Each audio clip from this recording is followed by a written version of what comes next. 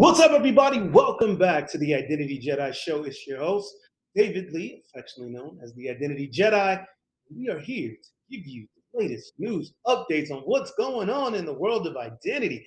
Listen, I apologize. You're going to be seeing this a little late. This is going to come out November 1st. Usually I try and get this out around the week of the 25th. Look, people, it's been a busy month, okay? I got busy.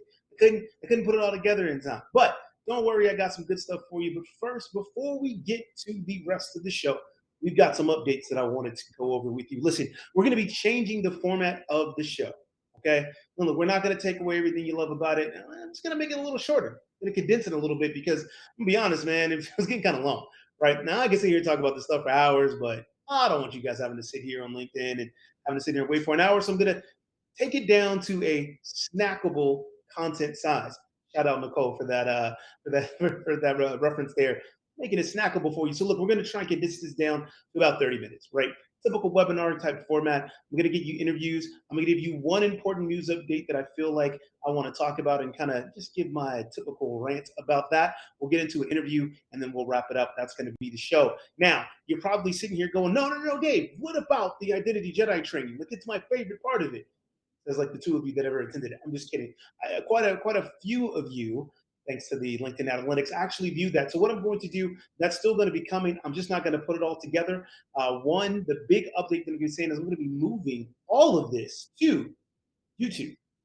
So the Identity Jedi Show, there's a YouTube playlist on our Ebony Ascent, which is hosted by On the Corner Media on our YouTube channel there. We have a playlist there. You can see all the episodes. The full episodes will be there. So that way you can kind of just take it in over time. For a couple of days, you have to sit there and just watch all of it. But it'll all be there in the YouTube channel. I'll also make a playlist specifically for the trainings. All the trainings will go there as well. So you'll be able to access everything. It's just going to be on YouTube. These shows that come in on LinkedIn, right, we're going to condense them down to the 30 minutes. That is going to be it. All right. Excited. Love new things. Love changing things. Look, I've been really enjoying putting this together and the feedback that I'm getting from all of you. I love the fact that you guys love it. You guys love it. So it's great. Continue to send me that feedback. Continue to send that love. Let me know I'm listening. I hear you. For all the major updates you're used to getting, look, you see the link below. Hit up the newsletter. Make sure you're signing up to the Identity Jedi newsletter. That's weekly. That's every Wednesday. You're going to get the news. You're going to get the updates. You're going to get more commentary. You're going to get all that stuff there. So that way, when you're missing it here, right, when you come here and you're like, Dave didn't really talk about anything. I didn't get any news updates. Don't worry. You got the Jedi newsletter. And also, if you subscribe to the newsletter, you get a chance to get free stuff. Got a referral program in there for you. So as you refer and we grow the subscription and we start to grow this base, my Padawans, my Jedi, and we start to take over, right? Now I can start to kind of do more things, but there is a referral program for you in the newsletter. So make sure to check that out. Link is below. Always just hit me on the DMs on LinkedIn. If you can't find it, or if you're like, hey, I just don't feel like typing all that in, then I can just send it to you so you can click it. Whatever. If you want to be lazy, you can be lazy. I understand. I get it. I don't want to be typing stuff all the time anyway. All right. Let's get to it. I got to find my transitions, people. It's been a while since I put this together. Let's get to the news. One major thing that I want to tell you about coming up this month that I saw that was kind of exciting. Let's get to it.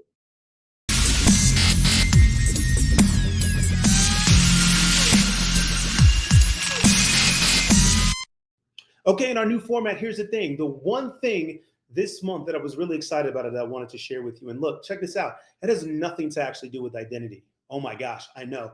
But it kind of does, kind of not. I'm going to get into it.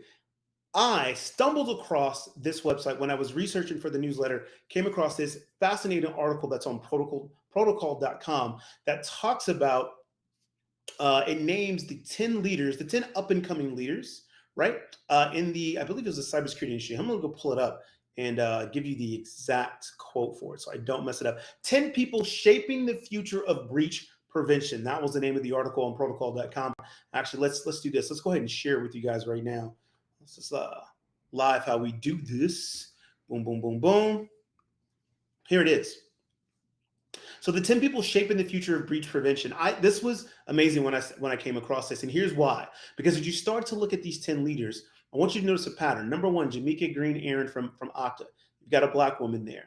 Stina Ezrinvard. I'm sorry if I pronounced that wrong. Gal Helminski. Sorry if I mispronounced that. Gal, I shouldn't mispronounce that. I've known you for years now. But I apologize if I did, because I just always call her Gal, and she's awesome.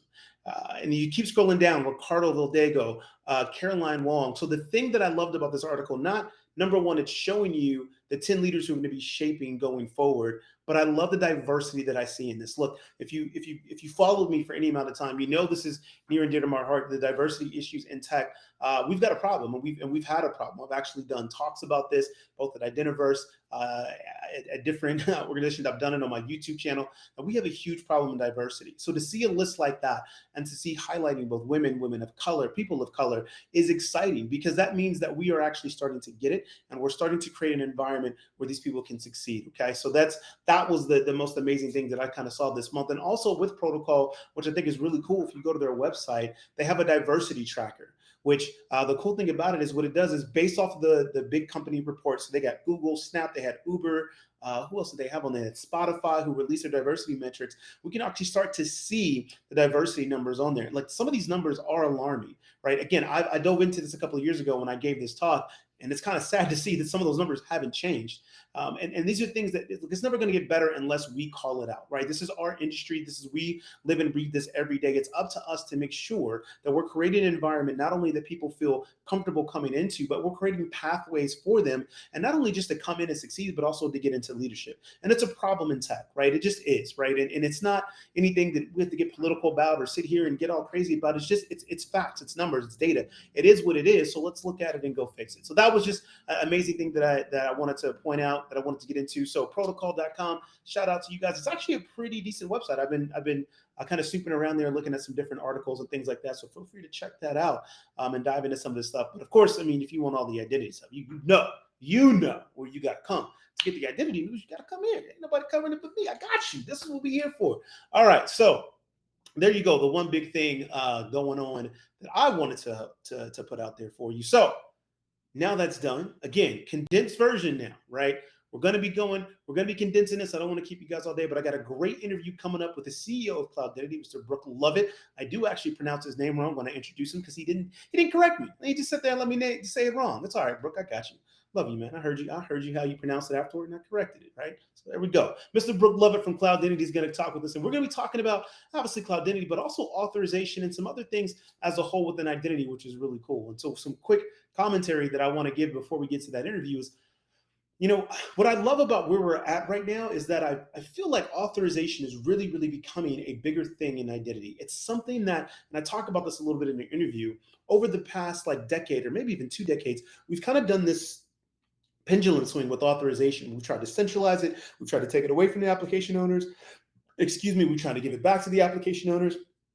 We've never been able to find this clear path to be able to say, how do we centralize this, right? Because we want to centralize the policies for authorization. We realize how important it is, but we don't want to have to manage this in all the different applications. And we don't want the application developers to have to change every time we want to change something. And so we're starting to see, especially as we actually get to understanding what zero trust really means. I promise you, I'm not going to go on that rant. I'll leave that for Dr. Chase Cunningham and Richard Byrd at any given time to go on rants about what zero trust really is. Shout out to you guys. I love your post. But as we start to actually really implement what that is and understand the architectures and things we need to and the way of thinking in order to do this, authorization becomes a huge key of that. And that's something that I think, especially from the identity side, we're going to start seeing a lot more from both vendors that are stepping up, but how your identity platforms play a key into that. So without further ado, let me get into it, because I've already talked too much. Let's get you over to the interview. Mr. Brook Lovatt, let's get it down. This is the Identity Show, new and improved and shortened for you.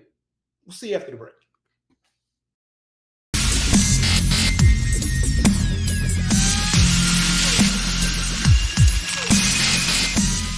Brook, man, thanks so much for coming on. I want to give you a chance to introduce yourself, let everybody know a little bit about your background and what you guys are doing over there at Cloudetntiy.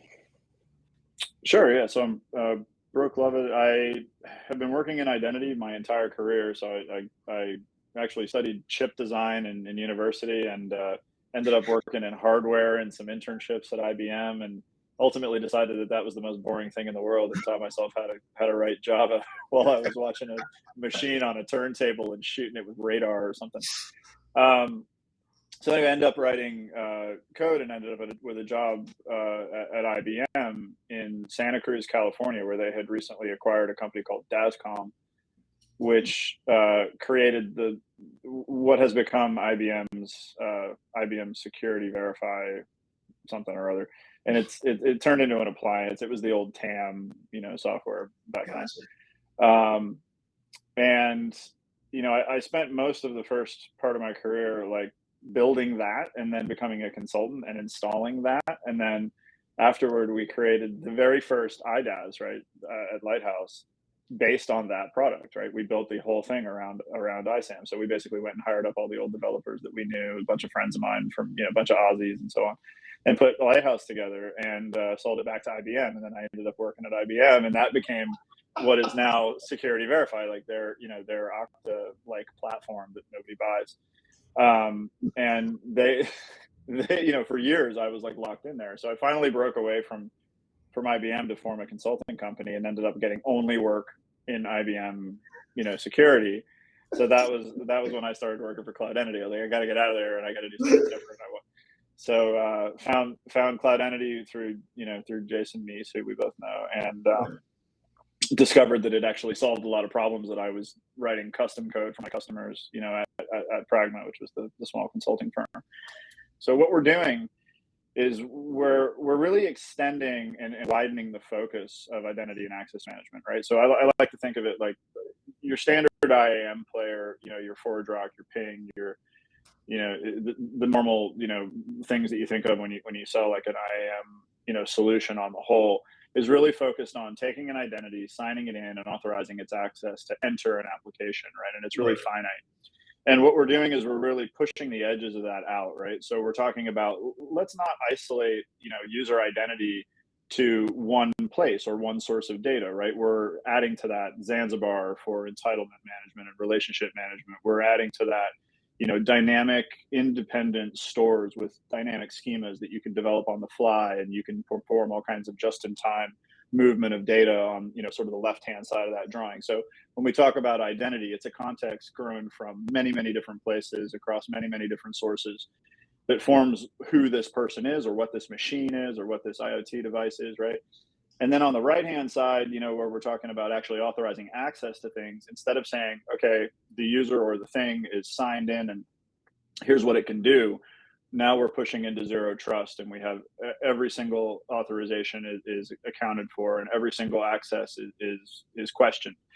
And the amount of data that you have to make that decision is dependent on how hard you drive the other side, right, where you're building that context. And at this point now, we're starting to take in information signals from WAP providers, and like we've got customers that are pushing information about user geolocation and long and lat through Akamai, so we can determine if they're hitting 300 miles an hour and whether or not they're a risk for impossible travel versus reasonable train travel, for example, in Europe, right? You might be doing 200 miles per hour, but you can't do 3. So if you're doing 3, we're going to hit you with an OTP. And but the point is that you need to be doing this constantly during that process, and I think that's what people are missing in most of the market, right? So those are the edges that we're pushing, and where that's arrived for us is that there are certain standards, like the financial grade API standards, for example, which is basically the underpinning for all of the third-party data sharing that's happening in open banking and FDX and so on, are starting to really bring that into the realm of reality for banks and for fintechs. So that's been an area where we've been growing. And then otherwise, obviously, we have a lot of high-tech firms and FIs that are just pushing the limits of their authorization infrastructure, and they want to be better, and they're using our software to supplement what they're doing, right? So, we are able to go to market with big identity players like Okta, for example, is a great partner for us. So we're able to go to market with Okta and actually extend the Okta solution, even though there's some overlap there, in identity. It's possible for us to, provide value without taking over, Okta's footprint at those customers. And then for smaller customers and developers and so on, we're also, integrated heavily with API gateways. There's a new partnership that is actually going to be announced here in a day or two with Cusk Gateway, which is a Cube Shop open source offering that's all, it's open API based Kubernetes, platform that basically allows you to declaratively define API gateways without writing any code. So things like that are kind of pushing us into the developer area, but it's all the same basic concept, right? It's just giving you, a wider lens on authorization and access management in such a way that is not, strictly adherent to the traditional sense, who's my user, what's in LDAP, and, that kind of thing, right? People now are like, Yeah. what's LDAP, right? Why do we use Right. LDAP? We don't. Yeah, no one uses that anymore. Yeah, for most of the people now that are coming inside today, they're like, "What LDAP? What are they talking about?" And like, What is LDAP? Yeah, but the ping and ForgeRock are still using it. So yeah, look, it's still going to be a big thing because Ping and yeah. ForgeRock for most of their bigger bases, right? Or Mhm. older, ForgeRock was really big in the educational space, and Ping Mhm. big, financial insurance when they still have mainframe Yeah. call stuff, whatever. So it makes sense that's still there. One of the things that's always excited me about this specific area of identity and authorization, even when I was at Cloudetntiy, was this aspect of when we start to take zero trust and you actually start to say, okay, what does this thing look like and how do I enable it, right? How to be able to make these decisions in real Mhm. time and dynamically, right? And this is something to me. I always said this was the holy grail for security and application developers, which is like, okay, great. Like I don't want to have to worry about any authorization from a developer standpoint. So it's like, great, I can send it out to whatever. Like you guys kind of handled it, right? And this has always been in this industry, like back and forth. Like we'll say, all right, we'll do certain things with it and we'll be able to interject and kind of make those decisions, but it was always slow or like too much Mhm. data, and so developers wouldn't like it, so they would take it back, and then you have all the stuff within the application layer with the authorization, and so we would never see that out of it, and it's just crazy to try and manage that, and so I think kind of coming for me being in this industry, it's like the third wave of it for me kind of coming back around where it's number one, technology has gotten better, it's faster, right? We can do things and get access to the data a lot quicker than we could in the past, right? It's not quite, Mhm. IP packet sniffing where we're like, oh, let's look at every single thing that comes to the firewall and wait like 80 freaking seconds for something to come back. Not quite that bad, but there is when you look at it, right, the ability for something like Cloudetntiy to kind of take in all these sources and be able to make those decisions. What are some of the use cases? So obviously, besides like fintech, financial stuff like that, what are some of the things you guys are Mhm. seeing from a business perspective, where business can look at this and go, "Hey, this is a way that you can start to extend some of the things and some real business cases that your customers are seeing." Yeah, certainly. I mean, so first of all, I mean, to address the first point you made, the idea is that you need to be able to make decisions at the service edge fast, and making those decisions based on dynamic data is simply not going to be possible at the edge unless you give that data in a concise format to the edge, right? So you have to Correct. have it in multiple steps. So what we're doing is we're authorizing the access, the payloads, the scopes, the data that's being shared, collecting consent, performing MFA, all on the OAuth side, right? At the beginning of a particular transactional authorization. And then there might be 100 or 1,000 requests that come out the back of this client, and they're all authorized as well. But they're like, does the token meet the standard for this particular access, right? So breaking it into two pieces, and it's sort of granular and then really, really fast, low latency, high frequency authorizations on the API service edge is the critical way to actually build that. So what we're seeing is that there are a number of different cases. Most of them, when you get outside of finance, you're talking about modernization, right? So we have customers in retail, for example, and hype marketing and things like this, where you've got like high volume requests that need to be serviced really, really fast. And they come in big waves, right? Retail shopping season. You got, Yeah. people are always shopping 5 p.m. after work on a Friday before Christmas, for example. Like people are going crazy, and you have to be able to authorize and perform those things at super high scale. And so what we're seeing is that taking all of these signals and getting them into the into the context, and being able to then combine that with the actual payload of the transactional request itself, right? So let's say you're making, and again, this is not a finance use case, but like a retail Right. use case where I'm making a payment. The person wants to buy a cart full of stuff, and if I'm buying $20 worth of socks and underwear, then okay, fine. It's a little weird. You seem to be traveling really quickly or whatever, but normally you're in London and today you're in Riyadh. I don't know. That's strange, but we're going to let you buy the socks. But if you're trying to buy a mattress for $4,000, that's a little different, right? We need to make sure that, we vet that. So being able to consider not only the conditions of the request, but the actual request payload itself, and kind of risk score and make that analysis in real time, I think is a really valuable use case. And a lot of our customers are driving toward that. Not everyone immediately jumps in with 2 feet and gets to Yeah. that point, but putting the infrastructure in place so that you can actually implement something like that without having to do it all at once, and without having to affect the application, right? So the important thing is that you can go and modernize your applications and say, okay, we're going to use an off-the-shelf SaaS platform to do our shopping cart. and we're going to use a payment platform provided by whoever, right? I mean, you name it, Square, Stripe, or whatever. And you're going to use that platform, and all of a sudden now everything is out of the box and so on, right? When you start applying policies, you don't want to have to go and modify those integrations or modify your client apps to do it. You have to be able to do it centrally. Otherwise, no one's ever going to make any movements and no one's ever going to make any progress. So starting small with authorization, but putting the framework in place so that you can expand it later is where it's really critical. And then another thing that we're seeing is that people don't necessarily want to start on the client side, right? Some of them want to start on the service edge, which means you need the ability to like take tokens in from other sources and exchange them, which is another place where we've kind of pushed the boundaries of what's possible, you know, with token exchange and token exchange at the service edge in such a way that you can actually cache token relationships, you know, inside of Istio service mesh or inside of like an Apogee gateway, for example, is something that is really powerful. And most people don't understand what I'm talking about when I say that. But if you have that problem, you're tears of joy, right? When I explain how it works. So it's kind of a finite, you know, thing, but it's a broader concept, if that makes sense. Yeah. So I'm gonna ask you to put on your strategic nerd hat for a moment, and like let's look 5 years. Let's not go 5. Let's go like 3 years in the future, right? Where do you see this going with authorization and identity? Do you see this as like a growth thing that's going to change the way things are developed, or like is it still going to be like mostly developer side? Like what's your take on that?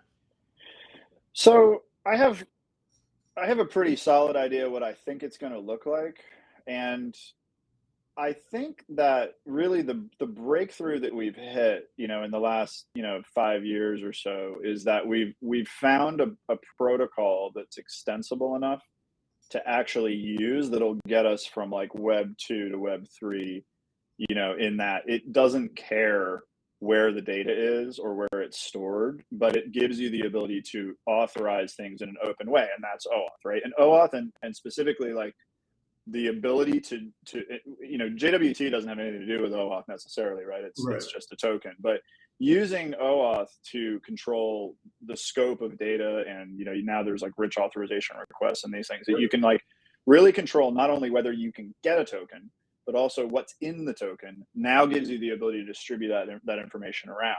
And where we're pushing the envelope there, and not we like Cloudentity, but you know, the industry, right, and the standards, especially FAPI and open banking and open finance and so on, is that now if a user puts that information into a token via authorization at point A, and we want to use it now at point B, the user has to consent to do that, right? And you can allow via that consent multiple chainings of those consumptions, right? So like if you think about, you know, we've talked about the you know, Grub Dash or whatever, right? This like fictional food delivery service, right? Many times. So like that scenario is really true. And the simplest one is, look, I've got a service that does X, right? I provide a service to my users, but I notify them when I'm doing it via Twilio. You're sharing the phone number with Twilio, and no one's asking the user if that's okay. Basic violation of privacy, right? But it's happening in almost every application on the planet. Now, if you take that and make it much more complicated, okay, my company is Johnny's Donuts. We're making donuts, but we're outsourcing, and we're sending your delivery through, you know, DHL, and you know, they're using some other sub carrier, and they're sending these tokens around. So, you know, you're leaking your data all over the place, and the user doesn't have any way to really contain that. They don't have any way to do it. So I think that problem has largely been solved, and I think that the protocols are getting to the point now where they're solid enough. I mean, they're changing, right? But vendors are able to keep up with it. You can buy a black box solution. We're a SaaS solution. You can push a button and you're compliant with regulation, right? So we're past that point now. You can do it. Where the data comes from doesn't matter. And then this brings me to the future bit, right? The identity is going to become decentralized, right? I mean, you know, the idea that you're going to have to go to Facebook to sign in, or you know, like this is a farce, right? I mean, it's happening right now. I get it. They're the biggest IDP in the world. I understand, right? I can do the math, but the idea that we're not going to like move to a central passport, like a digital identity. You know, look, we've been talking about sovereign and whatever for 10 years. Like I get that it's going to take a while for people to kind of coalesce on this thing, but decentralized identity will happen. Right? It's clear to me that it's happening, and it's going to include everything that people are up in arms about: vaccine records. It's going to be passports. It's going to be medical records. It's going to be your education, your loan, information, whatever, your credit. And you're going to carry access to this stuff around with you just simply because you have the keys to unlock the data in the blockchain. And that's the way it is, right? This is actually one of the only places where I see blockchain as a truly useful technology. I think cryptocurrency is kind of stupid. I mean, I understand how it makes money. Like I get it, right? But I don't think it's a great use of compute power. I think it's a tremendous drain of resources to be calculating these hashes at such a high volume. The real use of that technology, I believe, is in giving people the ability to control their data.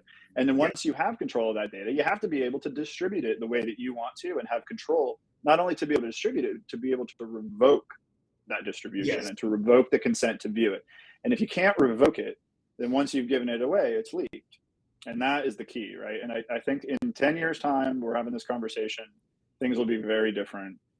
It's not going to be about identity anymore. It's going to be about authorization. And it's going to be, all identity companies are going to be focused on consent and privacy. And it's because everything else will be, the user will determine how strong they want their own authentication to be. They're going to carry their own keys. They're going to carry their own data. Yeah. And that's how I see it. I love how far you went into it, right? Because I agree, and I think the biggest hurdle that I think we have, and I think that we've always had, you could say in tech, but specifically in identity, right, is making the leap in the business case for users to understand what it is that's coming there. And the biggest thing with this for decentralized identity is allowing that this is literally putting the power into the hands of the user. And saying like, so like, because I hear you, like people freak out. Oh my God, it's going to contain all this stuff. And it's like, but it's not going to a centralized location that one person owns. Like this is going to be you and yours that you have access to, that you can decide like what to share. So you can say, when I send this, I'm only sending you like my name and the fact that I'm over 21, and that's it. Like everything else does not get shared. And if it does, like it's coming to you. And I think that's the part where we've, as we start to mature in that area and we start to be able to show that use case a little more, one thing that I've always questioned is like, okay, so, not gonna dive deep into, blockchain fundamentals or whatever, but it's, at any point, right, you have to have, the whole point of this is it's distributed, right? So my whole thing that I always look at is, okay, well, who's gonna, like, where's the distribution network? Like at some point, somebody's got to stand that up, right? And so it's the biggest blocker I see with all of this is like, who are we going to trust to go stand that up, right? Are we like vendors are going to go and stand this up and be like, oh, we're just doing this out of the kindness of our heart. Microsoft's going to stand up one and go, yeah, everybody can use it. It's okay, cool. Like we're just like, that's the part where I think that's going to be a hurdle that we got to get past. Absolutely, yeah. Once it's like building the highway, right? So, but once the highway's built, right? If we can get over like however it got built, because let's be honest, people, like somebody's going to pay to go build it, and at some point they are going to want their return from it. But let's not have that discussion. But once it gets built, then to your point, I think it's like I think honestly it'll be overnight. It'll change overnight once that's built, because people will just once it's there. Well, you know who builds highways? The government, right? And that's who's going to build this, right? People, Microsoft is not building interstates, right? They have no desire. They get no return. They don't care if people can get around, right? Maybe they do, but I'm sure, Bill has his desire there at some point. He wants to keep people out of Redmond or whatever. But the bottom line is that the only entity that can do something at this scale and gain public trust, and granted, we're in a bad spot for that right now, but you're going to have some like centralized entity, and whether it's like a conglomeration of global entities, like I can imagine a scenario where you've got, Brussels and London and DC getting together and saying, okay, look, we're going to go for it. We're going to do it. Maybe Canada's involved or whatever. And we're going to put together a system that will kickstart this and get it going. Right. And that gives you the ability then, how many people migrate or immigrate, not permanently, but like commute literally like to Europe. I've been to Europe like 6 times this year. There's, a lot of back and forth going, and they definitely have integrated computer systems. Like it's to their advantage that people are able to identify themselves in this way, and England is suffering from this now with Brexit and all this other stuff. Now it's time to forge those, intentions, right, and do it. Now, getting the public to trust it, I agree, is a total disaster right now. But that's not always going to be like that, right? The pendulum's going to swing around, and look, if things are as bad as everybody is thinking they are, and if they get worse, I mean, none of this matters anyway, right? We're gonna be living in grass huts. But the bottom line is that, like, if you look forward and if you look at history, these cycles of innovation and ups and downs are going to result in some watershed moment where, like you said, one day this is just going to be available and people are going to largely adopt it, and there'll be naysayers and they can go live in the grass hut if they want to. And the rest of us are going to use decentralized information because it's the best way forward, and we don't want to carry a paper passport. I don't want to be unable to rent a car because I didn't bring my license, which has happened to me several times, right? But I have my passport. They're like, if you don't have your driver's license, I'm like, you have it on file. But they don't care, right? You can't rent a car without a driver's license. And these are just silly things, but your identity should be something that you are, not something that you have in your hand, right, physically. And I think that's important. So yeah, it's going to be the government. There's no scenario where a private entity stands up the global data sharing network for decentralized identity. And the other thing that you mentioned is, like, infrastructure. We also need network, right? But decentralized networking is a thing too, right? I mean, that kind of goes hand in hand with this as well. How are we getting networking to remote areas? Okay, we've got satellite now, right? You can do what is it, Starlink, right? I mean, it's not even expensive. Like, if you live in a rural area, you can get Starlink for like $500, and I've seen people installing it on yachts and whatever. I don't think that you're supposed to do that, but I've seen them do it, and it works, right? It really works, and it's fast. But the thing is, like, that's going to be prohibitive to people that live in dense places, because the real estate will be more expensive to put the antennas. So at that point, now you're talking about distributing via hops, and networking has become so quick that it won't matter anymore, and you're just going to be able to rely on everybody else for network bandwidth, and that will make this all possible. Yeah, and it will make it so it's not owned by anybody. Right. And I think the conversations that I've been having with a lot of people around identity, right, the last couple of weeks, it's been navigated. I was there, in Austin, last week. So by the time this airs, it's been a couple of weeks ago. But it's very interesting that everybody's kind of sensing this shift from an identity perspective. Like, okay, this isn't, it's less about when we went from, like, hey, there was governance and then SSO became a thing. Those are just kind of like smaller shifts. This one feels seismic, right? Just like it did when, back when before SailPoint existed and Oracle brought up everything, and it was like, okay, what's going to happen? It's the same kind of thing. We're seeing the same things where it's like, okay, everybody wants, customers want consolidation. They want easier. They want better. They want one throat to choke. They want these things. But, applications are totally different how we build them. Expectations of what an application is different. How they pay for it is different. And so you're having all these things, and then technology is also different, right? So we're kind of at this like perfect storm of a bunch of things that are changing that I think is going to catapult, identity kind of to that next phase. And so I've been talking about, Web3 a lot with a lot of people because I've been digging into it, because I'm like, I think you have this catalyst of how you want to handle interactions, with the web as you rebuild in Web3, and for all of its, like anything in the tech world, right? It's got its holes where you're just like, I don't know what these people are talking about. Like, okay, easy guy or easy girl. Like, let's wow. But when you write it in, it's the core to me that I see is like, okay, if we could rebuild the internet with everything we know now, right? And that's the exciting part about Web3 is that you put these things that we didn't think about at the forefront. Is like, how do we authenticate somebody? How do we figure out a way to know who this user is? Build that into the core of the protocols of how we talk and how we move, and then we build applications on top of it from there to where it's those are like baked into this is just how it works, right? And I think sometimes people either forget or just don't know when you go back to the start of all of this, right? Internet was built literally for two nerds to send documents to each other. That was it. I had to send Brook a document. I didn't care if you needed to log in. I wasn't trying to, get you to buy dresses or Amazon Prime or anything. Like, I just wanted to send you a document. I needed a way so I didn't have to go print it out. Didn't want to mail it. And I was like, okay, let me electronically send this document to work. Like, that was the start, right? And that was the HTTP protocol, being able to do all these things, right? And so then we just took it and ran and tried to build all these things on top of a straw foundation. And we're wondering why is this so hard? It's like, because it was never meant to do any of this. We never thought about any of this, right? And so it's all of that tangent to say I think now is important over the next 5 to 7 years, because we're at that next turn where we truly can say, look, we can really relook at this and kind of rebuild it, move it over. And I think identity is going to be a big part of that. It's funny that when you mention the HTTP limitations, the first thing that pops into my head and has done for years is the fact that we're still using the refer header for all kinds of stuff, and it's misspelled.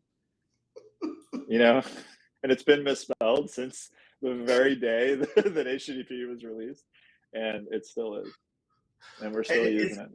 All right, folks. Look, that's a wrap for this. Brook, thanks for coming and hanging out on the Identity Jedi Show. For those of you who are tuning in, hope you enjoyed the conversation. Tune in next time, and we'll see you guys later.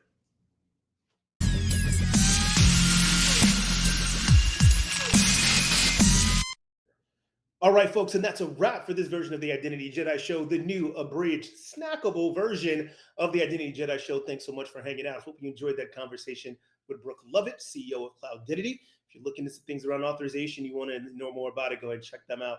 www.cloudetntiy.com. Super easy to find. Look, until next time, folks, that's it. Don't forget to subscribe to the Jedi newsletter. You can hit it up at theidentitijedi.com. Getting fancy. I actually got a domain for you now. So until then, be kind to each other, be good to each other, love each other. I'm out.